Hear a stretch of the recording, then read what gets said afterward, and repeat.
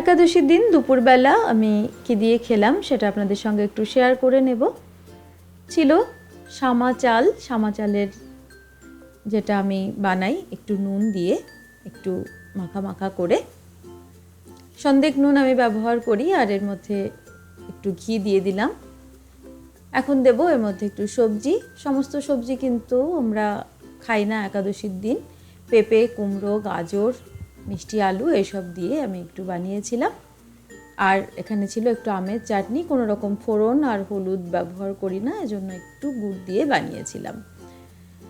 দীক্ষা মন্ত্র যখন আমরা নিই তখন আমরা আমাদের গুরুদেব যেভাবে বলেছিলেন সেভাবেই আমরা একাদশী পালন করি। একাদশী খাওয়া নিয়ে অনেক বিতর্ক রয়েছে, সেসব বিতর্কে আমরা নাই গেলাম।